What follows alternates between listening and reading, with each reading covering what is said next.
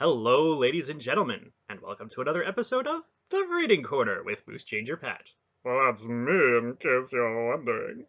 Today, in keeping with the holiday spirit, I am reading A Christmas Carol by Charles Dickens, starting with Stave 1, Marley's Ghost. Marley was dead to begin with. There is no doubt whatever about that. The register of his burial was signed by the clergyman, the clerk, the undertaker, and the chief mourner. Scrooge signed it, and Scrooge's name was good upon change for anything he chose to put his hand to. Old Marley was as dead as a doornail. Mind, I don't mean to say that I know of my own knowledge what there is particularly dead about a doornail. I might have been inclined myself to regard a coffin nail as the deadest piece of ironmongery in the trade, but the wisdom of our ancestors is in the simple, and my unhallowed hands shall not disturb it, or the country's done for.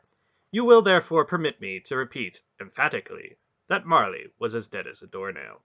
Scrooge knew he was dead. Of course he did. How could it be otherwise? Scrooge and he were partners for I don't know how many years. Scrooge was his sole executor, his sole administrator, his sole assign, his sole friend, and sole mourner. And even Scrooge was not so dreadfully cut up by the sad event but that he was an excellent man of business on the very day of the funeral, and solemnized it with an undoubted bargain. The mention of Marley's funeral brings me back to the point I started from. There is no doubt that Marley was dead. This must be distinctly understood, or nothing wonderful could come of the story I am going to relate. If we were not perfectly convinced that Hamlet's father died before the play began, there would be nothing more remarkable in his taking a stroll at night in an easterly wind upon his own ramparts than there would be in any other middle-aged gentleman rashly turning out after dark at a breezy spot, say St. Paul's churchyard, for instance, literally to astonish his son's weak mind. Scrooge never painted out old Marley's name. There it stood, years afterwards, above the warehouse door. Scrooge and Marley. The firm was known as Scrooge and Marley. Sometimes people new to the business called Scrooge, and sometimes Marley. But he answered to both names. It was all the same to him. Oh, but he was a tight-fisted hand at the grindstone, Scrooge. A squeezing, wrenching, grasping, scraping, clutching, covetous old sinner. Hard and sharp as a flint, from which no steel had ever struck out generous fire, secret and self-contained and solitary as an oyster. The cold within him froze his old features, nipped his pointed nose, shriveled his cheek, stiffened his gait, made his eyes red, his thin lips blue, and spoke out shrewdly in his grating voice. A frosty rime was on his head, and on his eyebrows and his wiry chin. He carried his own low temperature always about him. He iced his office in the dog days, and didn't thaw it 1 degree at Christmas. External heat and cold had little influence on Scrooge. No warmth could warm, no wintry weather chill him. No wind that blew was bitterer than he, no falling snow was more intent upon its purpose, no pelting rain less open to entreaty. Foul weather didn't know where to have him. The heaviest rain and snow and hail and sleet could boast of the advantage over him in only respect. They often came down handsomely, and Scrooge never did. Nobody ever stopped him in the street to say, with gladsome looks, "My dear Scrooge, how are you? When will you come to see me?" No beggars implored him to bestow a trifle. No children asked him what it was o'clock. No man or woman ever once in all his life inquired the way to such and such a place. Of Scrooge, even the blind man's dogs appeared to know him, and when they saw him coming on, would tug their owners into doorways and up courts, and then would wag their tails as though they said, "No eye at all is better than an evil eye, dark master." But what did Scrooge care? It was the very thing he liked, to edge his way along the crowded paths of life, warning all human sympathy to keep its distance, was what the knowing ones called nuts to Scrooge. Once upon a time, of all the good days in the year on Christmas Eve, old Scrooge sat busy in his counting-house. It was cold, bleak, biting weather, foggy withal, and he could hear the people in the court outside go wheezing up and down, beating their hands upon their breasts and stamping their feet upon the pavement stones to warm them. The city clocks had only just gone 3, but it was quite dark already. It had not been light all day, and candles were flaring in the windows of the neighboring offices like ruddy smears upon the palpable brown air. The fog came pouring in at every chink and keyhole, and was so dense without that, although the court was of the narrowest, the houses opposite were mere phantoms. To see the clingy cloud come drooping down, obscuring everything, one might have thought that nature lived hard by and was brewing on a large scale. The door of Scrooge's counting-house was open, that he might keep his eye upon his clerk, who, in a dismal little cell beyond, a sort of tank, was copying letters. Scrooge had a very small fire, but the clerk's fire was so very much smaller that it looked like one coal. But he couldn't replenish it, for Scrooge kept the coal box in his own room, and so surely as the clerk came in with the shovel, the master predicted that it would be necessary for them to part. Wherefore the clerk put on his white comforter and tried to warm himself at the candle, in which effort, not being a man of strong imagination, he failed. "A Merry Christmas, Uncle! God save you!" cried a cheerful voice. It was the voice of Scrooge's nephew, who came upon him so quickly that this was the first intimation he had of his approach. "Bah!" said Scrooge. "Humbug!" He had so heated himself with rapid walking in the fog and frost, this nephew of Scrooge's, that he was all in a glow. His face was ruddy and handsome, his eyes sparkled, and his breath smoked again. "Christmas a humbug, Uncle?" said Scrooge's nephew. "You don't mean that, I'm sure." "I do," said Scrooge. "Merry Christmas! What right have you to be merry? What reason have you to be merry? You're poor enough." "Come, then," returned the nephew gaily. "What right have you to be dismal? What reason have you to be morose? You're rich enough." Scrooge, having no better answer ready on the spur of the moment, said "Bah!" again, and followed it up with "Humbug!" "Don't be cross, Uncle," said the nephew. "What else can I be?" returned the uncle, "when I live in such a world of fools as this? Merry Christmas! Out upon Merry Christmas! What's Christmas time to you but a time for paying bills without money, a time for finding yourself a year older, and not an hour richer, a time for balancing your books, and having every item in 'em through a round dozen of months presented dead against you. If I could work my will," said Scrooge indignantly, "every idiot who goes about with Merry Christmas on his lips should be boiled with his own pudding and buried with a stake of holly through his heart, he should." "Uncle!" pleaded the nephew. "Nephew," returned the uncle sternly, "keep Christmas in your own way, and let me keep it in mine." "Keep it?" repeated Scrooge's nephew. "But you don't keep it." "Let me leave it alone, then," said Scrooge. "Much good may it do you. Much good it has ever done you." "There are many things from which I might have derived good, by which I have not profited, I dare say," returned the nephew. "Christmas among the rest. But I am sure I have always thought of Christmas time, when it has come around, apart from the veneration due its sacred name and origin, if anything belonging to it can be apart from that, as a good time, a kind, forgiving, charitable, pleasant time, the only time I know of in the long calendar of the year, when men and women seem to be one consent to open their shut-up hearts freely, and to think of people below them as if they really were fellow passengers to the grave, and not another race of creatures bound on other journeys. And therefore, Uncle, though it has never put a scrap of gold or silver in my pocket, I believe that it has done me good, and will do me good, and I say God bless it."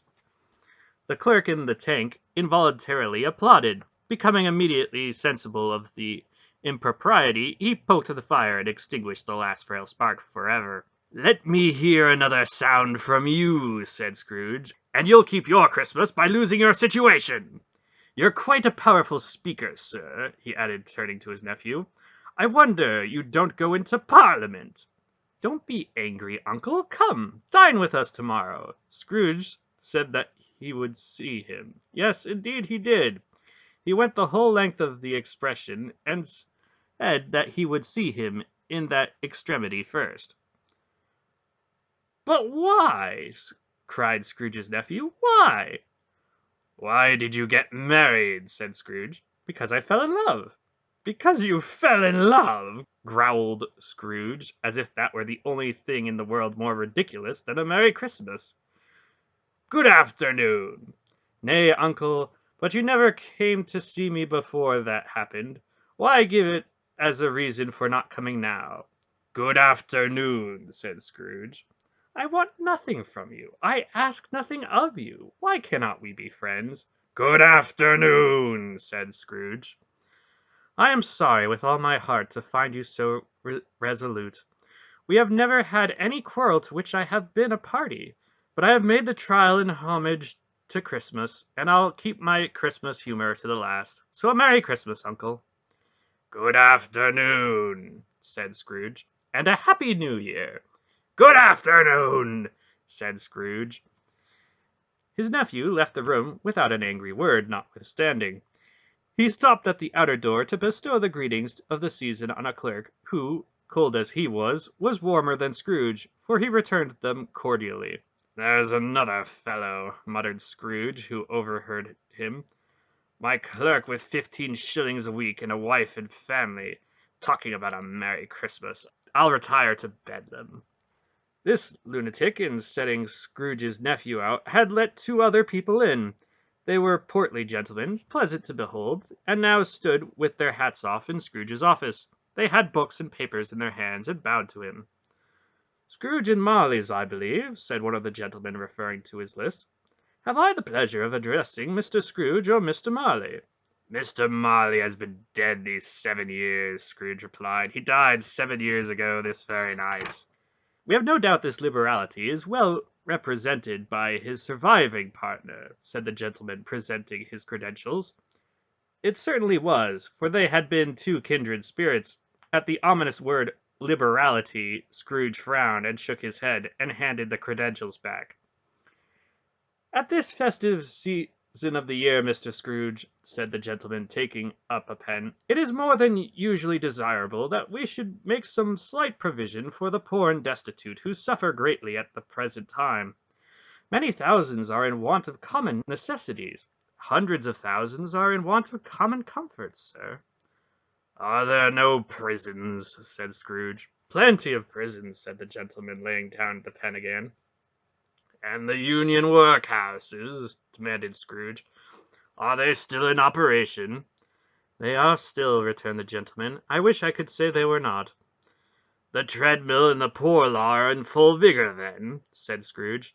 Both very busy, sir. Oh, I was afraid from what you said at first that something had occurred to stop them in their useful course, said Scrooge. I am very glad to hear it. Under the impression that they scarcely furnish Christian cheer of mind or body to the multitude, returned the gentleman, a few of us are endeavoring to raise a fund to buy the poor some meat and drink, and means of warmth. We choose this time because it is a time of all others when want is keenly felt and abundance rejoices. What shall I put you down for? Nothing, Scrooge replied. You wish to be anonymous? I wish to be left alone, said Scrooge. Since you ask me what I wish, gentlemen, that is my answer. I don't make merry myself at Christmas, and I can't afford to make idle people merry. I help to support the establishments I have mentioned. They cost enough, and those who are badly off must go there. Many can't go there, and many would rather die. If they would rather die, said Scrooge, they had better do it, and decrease the surplus population. Besides, excuse me, I don't know that. But you might know it, observed the gentleman. It's not my business, Scrooge returned. It's enough for a man to understand his own business, and not to interfere with other people's. Mine occupies me constantly. Good afternoon, gentlemen. Seeing clearly that it would be useless to pursue their point, the gentleman withdrew. Scrooge resumed his labors with an improved opinion of himself, and in a more facetious temper than was usual with him. Meanwhile, the fog and darkness thickened so that people ran about with flaring lamps, proffering their services to go before horses and carriages and conduct them on their way. The ancient tower of a church, whose gruff old bell was always peeping slyly down at Scrooge out of a Gothic window in the wall, became invisible and struck the hours and quarters in the clouds, with tremulous vibrations afterwards, as if its teeth were chattering in the frozen head up there. The cold became intense. In the main street at the corner of the court, some laborers were repairing the gas pipes. and had lighted a great fire in a brazier, round which a party of ragged men and boys were gathered, warming their hands and winking their eyes before the blaze in rapture. The water plug being left in solitude, its overflowing suddenly congealed and turned to misanthropic ice. The brightness of the shops, where holly sprigs and berries crackled in the lamp heat of the windows, made pale faces ruddy as they passed. Poulterers' and grocers' trades became a splendid joke, a glorious pageant, with which it was next to impossible to believe that such dull principles as bargain and sale had anything to do. The Lord Mayor, in the stronghold of the mighty mansion house, gave orders to his 50 cooks and butlers to keep Christmas as a Lord Mayor's household should, and even the little tailor, whom he had fined 5 shillings on the previous Monday for being drunk and bloodthirsty in the streets, stirred up tomorrow's pudding in his garret, while his lean wife and babies sallied out to buy the beef. Foggier yet and colder, piercing, searching, biting cold. If the good St. Dunstan had been nipped the evil spirit's nose with a touch of such weather as that, instead of using his familiar weapons, then indeed he would have roared to lusty purpose. The owner of one scant young nose, gnawed and mumbled by the hungry cold as bones and gnawed by dogs, stooped down at Scrooge's keyhole to regale him with a Christmas carol. But at the first sound of "God bless you, merry gentlemen, may nothing you dismay," Scrooge seized the ruler with such energy of action that the singer fled in terror, leaving the keyhole to the fog and even more congenial frost. At length the hour of shutting up the counting-house arrived. With an ill will, Scrooge dismounted from his stool, and tacitly admitted the fact to the expectant clerk in the tank, who instantly snuffed his candle out and put on his hat. "You'll want all day tomorrow, I suppose," said Scrooge. "If quite convenient, sir." "It's not convenient," said Scrooge, "and it's not fair if I was to stop half a crown for it. You'd think yourself ill-used, I'll be bound." The clerk smiled faintly. "And yet," said Scrooge, "you don't think me ill-used when I pay a day's wages for no work." The clerk observed that it was only once a year. "A poor excuse for picking a man's pocket every 25th of December," said Scrooge, buttoning his great-coat to the chin. "But I suppose you must have the whole day. Be here all the earlier next morning." The clerk promised that he would, and Scrooge walked out with a growl. The office was closed in a twinkling, and the clerk, with the long ends of his white comforter dangling below his waist, for he boasted no greatcoat, went down a slide on Cornhill at the end of a lane of boys 20 times in honor of it being Christmas Eve, and then ran home to Camden Town as hard as he could pelt to play a blind man's bluff. Scrooge took his melancholy dinner in his usual melancholy tavern, and having read all the newspapers, and beguiled the rest of the evening with his banker's book, went home to bed. He lived in chambers which had once belonged to his deceased partner. They were a gloomy suite of rooms in a lowering pile of building up a yard, where it had so little business to be that one could scarcely help fancying it must have run there when it was a young house, playing at hide-and-seek with other houses, and have forgotten the way out again. It was old enough now, and dreary enough, for nobody lived in it but Scrooge, the other rooms being all let out as offices. The yard was so dark that even Scrooge, who knew its every stone, was fain to grope with his hands. The fog and frost so hung about the black old gateway of the house that it seemed as if the genius of the weather sat in mournful meditation on the threshold. Now it is a fact that there was nothing at all particular about the knocker on the door, except that it was very large. It is also a fact that Scrooge had seen it night and morning during his whole residence in that place. Also that Scrooge had a little of what is called fancy about him, as any man in the city of London, even including, which is a bold word, the corporation, aldermen, and livery. Let it also be borne in mind that Scrooge had not bestowed one thought on Marley since his last mention of his 7 years dead partner that afternoon. And then let any man explain to me, if he can, how it happened that Scrooge, having his key in the lock of the door, saw in the knocker, without its undergoing any immediate process of change, not a knocker, but Marley's face. Marley's face! It was not an impenetrable shadow as the other objects in the yard were, but had a dismal light about it, like a bad lobster in a dark cellar.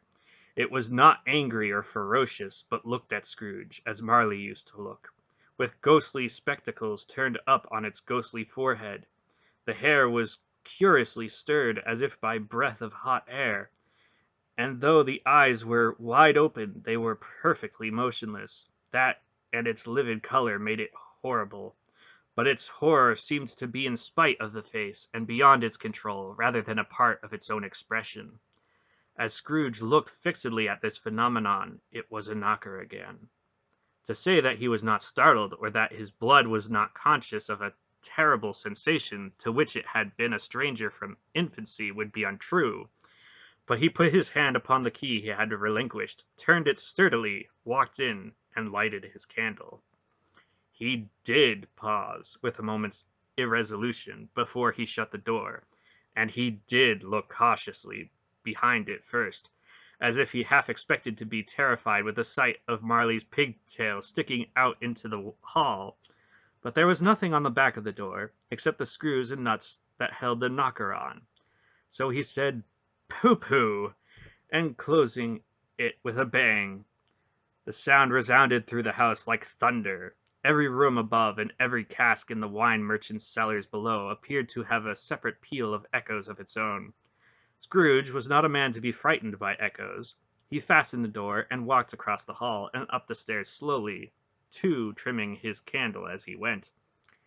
You may talk vaguely about driving a coach and six up a good old flight of stairs, or through a bad young Act of Parliament, but I mean to say you might have got a hearse up that staircase and taken it broadwise, with the splinter bar towards the wall and the door towards the balustrades, and done it easy.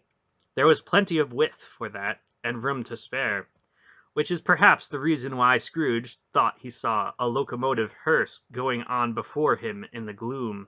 Half a dozen gas lamps out of the street wouldn't have lighted the entry too well, so that you may suppose that it was pretty dark with Scrooge's dip.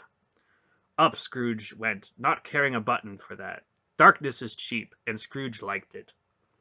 But before he shut his heavy door, he walked through his rooms to see that all was right. He had just enough recollection of the face to desire to do that.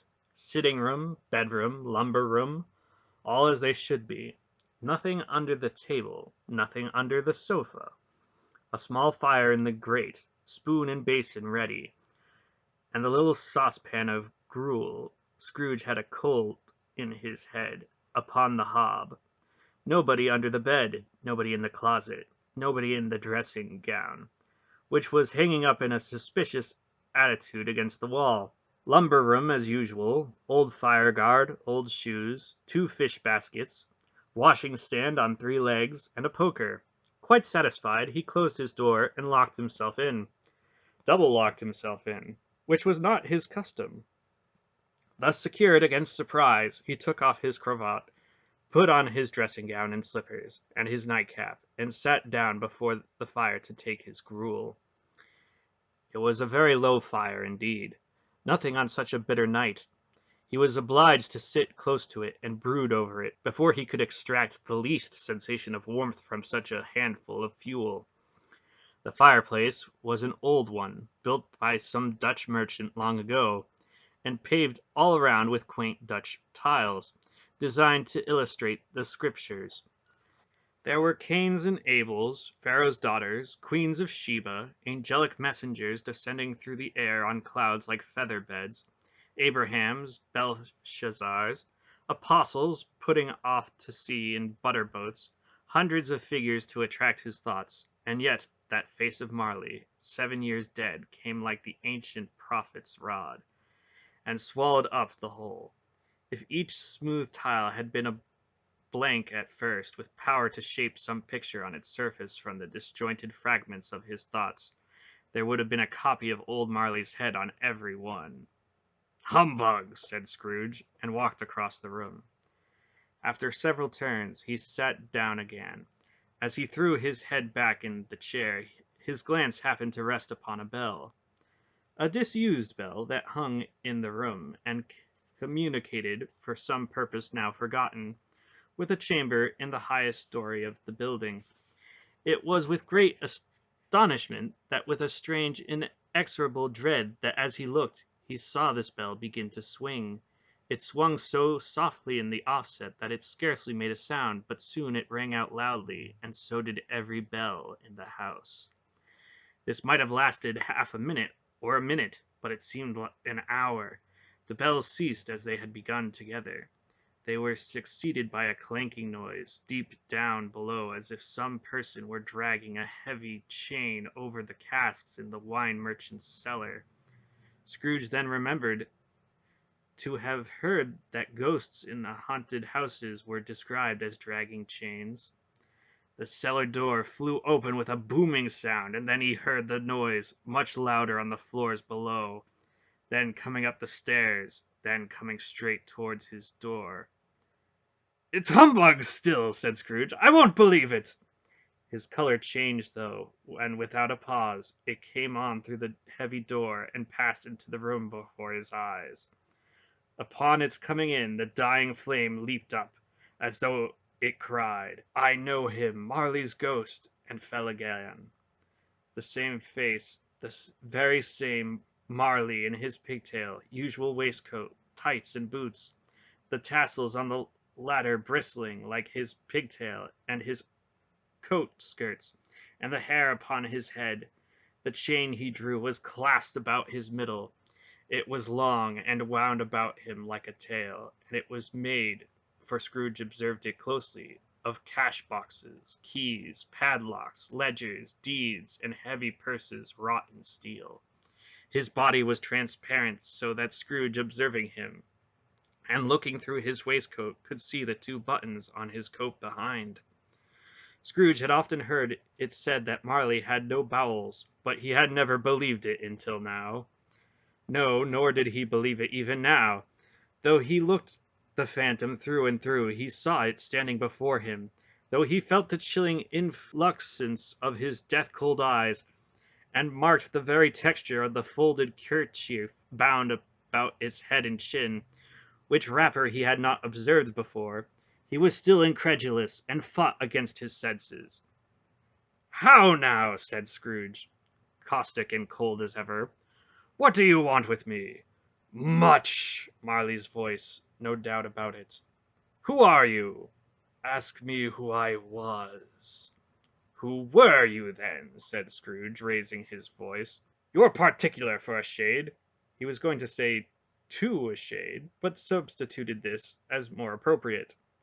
"In life, I was your partner, Jacob Marley."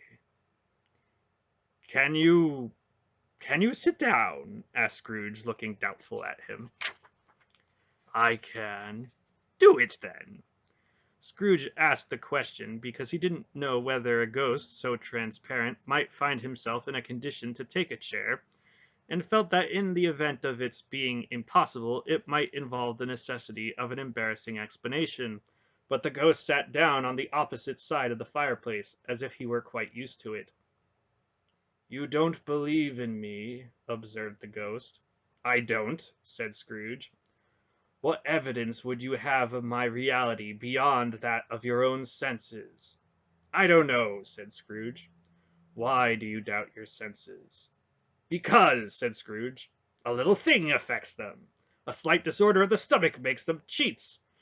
You may be an undigested bit of beef. a blot of mustard, a crumb of cheese, a fragment of an underdone potato. There's more of gravy than of grave about you, whatever you are." Scrooge was not much in the habit of cracking jokes, nor did he feel in his heart by any means waggish then. The truth is that he tried to be smart as a means of distracting his own attention and keeping down terror, for the spectre's voice disturbed the very marrow in his bones. To sit staring at those fixed glazed eyes in silence for a moment would play, Scrooge felt, the very deuce with him. There was something very awful, too, in the spectre's being provided with an infernal atmosphere of his own. Scrooge could not feel it himself, but this was clearly the case. For though the ghost sat perfectly motionless, its hair and skirts and tassels were still agitated as by the hot vapor from an oven. "You see this toothpick?" said Scrooge, returning quickly to the charge, for the reason just assigned, and wishing, though it were only for a second, to divert the vision's stony gaze from himself. "I do," replied the ghost. "You are not looking at it," said Scrooge. "But I see it," said the ghost, notwithstanding.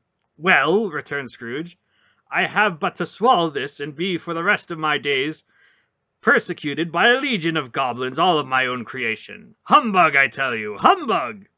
At this the spirit raised a frightful cry, and shook its chains with such a dismal and appalling noise that Scrooge held on tight to his chair, to save himself from falling in a swoon. But how much greater was his horror when the phantom, taking off the bandage around his head as if it were to warm indoors, its lower jaw dropped down upon its breast. Scrooge fell upon his knees and clasped his hands before his face. "Mercy!" he said. "Dreadful apparition! Why do you trouble me?" "Man of the worldly mind," replied the ghost, "do you believe in me or not?" "I do," said Scrooge. "I must. But why do spirits walk the earth, and why do they come to me?" "It is required of every man," the ghost returned, "that the spirit within him should walk abroad among his fellow man, and travel far and wide. And if that spirit goes not forth in life, it is condemned to do so after death. It is doomed to wander through the world, oh, woe is me, and witness what it cannot share, but might have shared on earth and turned to happiness." Again the spectre raised a cry, and shook its chain, and wrung its shadowy hands.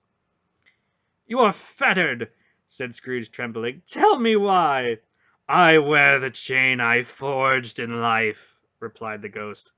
"I made it link by link and yard by yard. I girded on of my own free will, and of my own free will I wrote it. Is its pattern strange to you?" Scrooge trembled more and more. "Or would you know," pursued the ghost, "the weight and length of the strong coil you bear yourself? It was full as heavy and as long as this 7 Christmas Eves ago. You have labored on it since. It is a ponderous chain." Scrooge glanced about him on the floor in the expectation of finding himself surrounded by some 50 or 60 fathoms of iron cable, but he could see nothing. "Jacob," he said imploringly, "oh, Jacob Marley, tell me more. Speak comfort to me, Jacob." "I have none to give," the ghost replied. "It comes from other regions, Ebenezer Scrooge, and is conveyed by other ministers to other kinds of men. Nor can I tell you what I would. A very little more is all permitted to me. I cannot rest, I cannot stay, I cannot linger anywhere. My spirit never walked beyond our counting-house. Mark me, in life my spirit never roved beyond the narrow limits of our money-changing hole, and weary journeys lie before me." It was a habit with Scrooge, whenever he became thoughtful, to put his hands in his breeches pockets. Pondering on what the ghost had said, he did so now, but without lifting up his eyes or getting off his knees. "You must have been very slow about it, Jacob," Scrooge observed in a business-like manner, though with humility and deference. "Slow?" the ghost repeated. 7 years dead," mused Scrooge, "and travelling all this time?" "The whole time," said the ghost. No rest, no peace, incessant torture of remorse. You travel fast, said Scrooge. On the wings of the wind, replied the ghost. You might have got over a great quantity of ground in 7 years. The ghost, on hearing this, set up another cry and clanked his chains so hideously in the dead silence of the night that the ward would have been justified in indicting it for a nuisance. "O captive bound and double ironed," cried the phantom, "not to know that ages of incessant labor by immortal creatures for this earth must pass into eternity before the goods of which is susceptible is all developed. Not to know that any Christian spirit working kindly in its little sphere, whatever it may be, will find its mortal life too short for its vast means of usefulness. Not to know that no space of regret can make amends for one's life opportunities misused. Yet such was I, oh, such was I." "But you were always a good man of business, Jacob," faltered Scrooge, who now began to apply this to himself. "Business!" cried the ghost, wringing his hands again. "Mankind was my business. The common welfare my business. Charity, mercy, forbearance, and benevolence were all my business. The dealings of my trade were but a drop of water in the comprehensive ocean of my business." It held up its chain at arm's length, as if that were the cause of all its unavailing grief, and flung it heavily upon the ground again. "At this time of the rolling year," the spectre said, "I suffer most. Why did I walk through crowds of fellow beings with my eyes turned down, and never raise them to their blessed star, which led the wise men to a poor abode? Were there no poor homes to which its light would have conducted me?" Scrooge was very dismayed to hear that the spectre going on at this rate, and began to quake exceedingly. "Hear me!" cried the ghost. "My time is nearly gone." "I will," said Scrooge. "But don't be hard upon me. Don't be flowery, Jacob, pray." "How is it that I appear before you in a shape that you can see, I may not tell. I have sat invisible beside you many and many a day." It was not an agreeable idea. Scrooge shivered and wiped the perspiration from his brow. "That is no light part of my penance," pursued the ghost. "I am here tonight to warn you that you have yet a chance and hope of escaping my fate. A chance and hope of my procuring Ebenezer." "You were always a good friend to me," said Scrooge. "Thank ye." "You will be haunted," resumed the ghost, "by 3 spirits." Scrooge's countenance fell almost as low as the ghost's had done. "Is that the chance and hope you mentioned, Jacob?" he demanded in a faltering voice. "It is." I think I'd rather not," said Scrooge. "Without their visits," said the ghost, "you cannot hope to shun the path I tread. Expect the first tomorrow, when the bell tolls 1. "Couldn't I take 'em all at once and have it over, Jacob?" hinted Scrooge. "Expect the second on the next night, at the same hour. The third upon the next night, when the last stroke of 12 has ceased to vibrate. Look to see me no more, and look that, for your own sake, you remember what has passed between us." When it had said these words, the spectre took its wrapper from the table and bound it around its head as before. Scrooge knew this by the smart sound its teeth made when the jaws were brought together by the bandage. He ventured to raise his eyes again, and found his supernatural visitor confronting him in an erect attitude, with its chain wound over and about its arm. The apparition walked backward from him, and at every step it took, the window raised itself a little, so that when the spectre reached it, it was wide open. It beckoned Scrooge to approach, which he did. When they were within 2 paces of each other, Marley's ghost held up its hand, warning him to come no nearer. Scrooge stopped. Not so much in obedience as in surprise and fear, for on the raising of the hand he became sensible of confused noises in the air, incoherent sounds of lamentation and regret. wailings inexpressibly sorrowful and self-accusatory. The spectre, after listening for a moment, joined in the mournful dirge, and floated out upon the bleak, dark night. Scrooge followed to the window, desperate in his curiosity. He looked out. The air was filled with phantoms, wandering hither and thither in restless haste, and moaning as they went. Every one of them wore chains like Marley's ghost. Some few, they might be guilty governments, were linked together. None were free. Many had been personally known to Scrooge in their lives. He had been quite familiar with one old ghost in a white waistcoat, with a monstrous iron safe attached to its ankle, who cried piteously at being unable to assist a wretched woman with an infant, whom it saw below upon a doorstep. The misery with them all was clearly that they sought to interfere for good in human matters, and had lost the power forever. Whether these creatures faded into mist, or mist enshrouded them, he could not tell, but they and their spirit voices faded together, and the night became as it had been when he walked home. Scrooge closed the window, and examined the door by which the ghost had entered. It was double locked, and he had locked it with his own hands, and the bolts were undisturbed. He tried to say "humbug," but stopped at the first syllable, and being from the emotions he had undergone, or the fatigues of the day, or his glimpse of the invisible world, or the dull conversation of the ghost, or the lateness of the hour, much in need of repose, went straight to bed without undressing, and fell asleep upon the instant.